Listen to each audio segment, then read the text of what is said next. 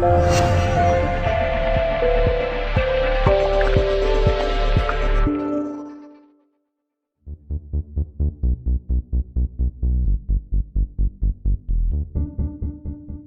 Jim, I've no idea what you said at half-time, but it obviously worked, didn't it? A game of two halves today. I don't think it was half time, but we obviously needed to tidy up on a few things. I think obviously a big influence on the game was the sending off, and then we could play on the front foot. But what I asked the players to do second half was just get Kane and Danny closer and put some pressure on the centre halves around Big K. And then I wanted Sam and Dux to get in line with John Marsden and Gary Stopford to create a second line. So we obviously had the first phase in us, and we seemed to pick up a lot more ball. And then we had the fullbacks marauding forward, and I thought Clarkey and Smalley and Lewis, if you like, controlled the 7 and the 9. So it got us on the front foot. Disappointed we didn't score when we had that pressure, but I'm delighted the way the game panned out because I think we were worthy winners in the end. In terms of the first half, a little bit sluggish perhaps at times, and a real blow to concede so early on in the game. Well, I wouldn't say we were sluggish. I think like we don't know how to change the tempos. Obviously, we expected them when they went to Darlington, and it was well noted in all the reports that they just killed the game, took the time on everything. They took the time on the throw, and we've cleared it. But we've been consistently saying to Gary Stopford, rather than whacking the ball everywhere, get it down, run it out. But he's decided to half clear it, and then the ball's come back in. He's compounded his error with a foul. I said to the lads before the game, a great stat from them. They've had 11 penalties already this season. That was their 12th. So their top goal scorers have got half their goals from penalties.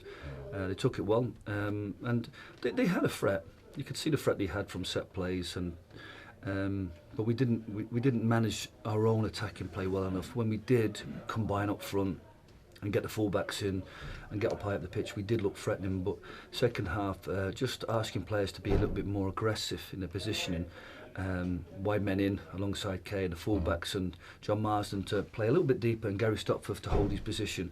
That, if you like, that 2-1-4-3 shape sort of helped pin them in, especially when they went down to 10 men. And certainly, as the game went on, it stayed 2-1 for such a long time. Were you worried at any point that you weren't going to get the goals that you perhaps deserved?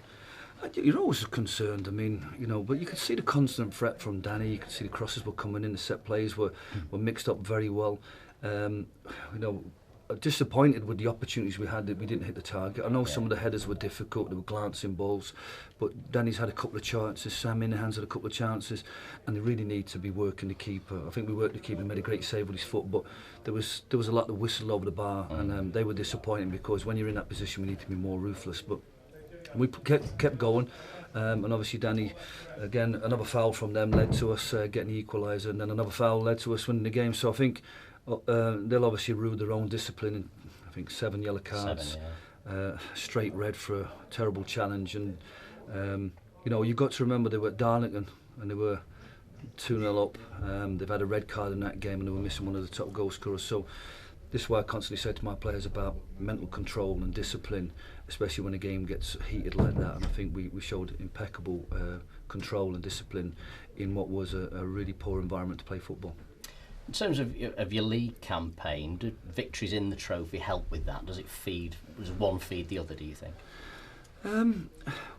We discussed that earlier on, and I think the only downside to this, now we want the game on this day, so you want to win the FA Trophy, otherwise you've got a blank week or you're dragging in a fixture from somewhere else. The knock-on effect for us is that we obviously Brackley Town away on a Saturday, we've got to go there on a Tuesday night. So the FA Cup causes a few problems in terms of, we rested players for the Woking game.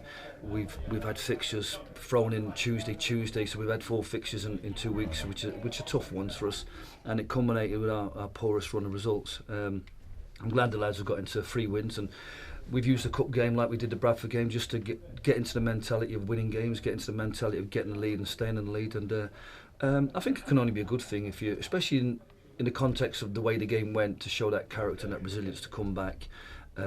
Players are getting fit, having a game on a Saturday, and hopefully we also get an opportunity for a little bit more money to come into the club coffers. It's not a tremendous amount of money, but it was a good crowd today, and our cut of that plus the prize money will certainly help as we go into the new year, and maybe look for that one or two players that just keeps us strong and maybe gives us a little bit of quality, so that games like that are not as close as they should be.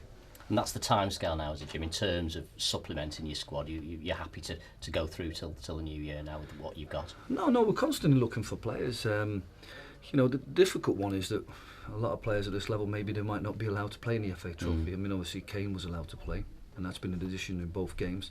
No, we're constantly looking for players. We're constantly monitoring players' availability as well, because at the moment we've got 2 left backs, we've got 2 right backs, we've got strength down the middle, we've got 2 keepers. We've only got 1 left winger, but we've experimented with players on different sides. We've got 2 big strikers, we've got 2 10s.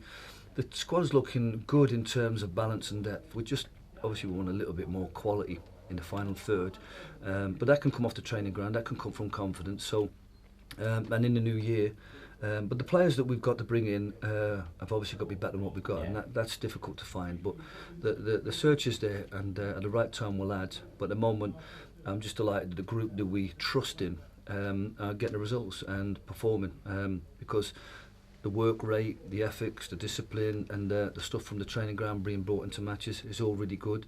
I think there's more to come. I think we can tidy up a bit more. We can be a little bit more clinical, and that's where I think the biggest improvement in our team is going to come from, is from within. You said already 3 wins on the spin, which is a terrific achievement. And also, I noticed an England Sea Scout was here today, so it's been noticed from beyond Edgeley Park as well, isn't it? Well, that's a nice compliment, because I think there's a couple of players been involved in that scene. Obviously Keighren has. No, we've got some good players here, and there's a lot of good players in non-league. So, and being in England Sea is a great honour. But like from our point of view, is that we don't want to lose anybody. Perhaps we'd like to lose a player for a week or an international game, but like I said, we've got a good young squad here, and I think there's players here that are going to get better and better, and will have good careers in non-league, if not higher.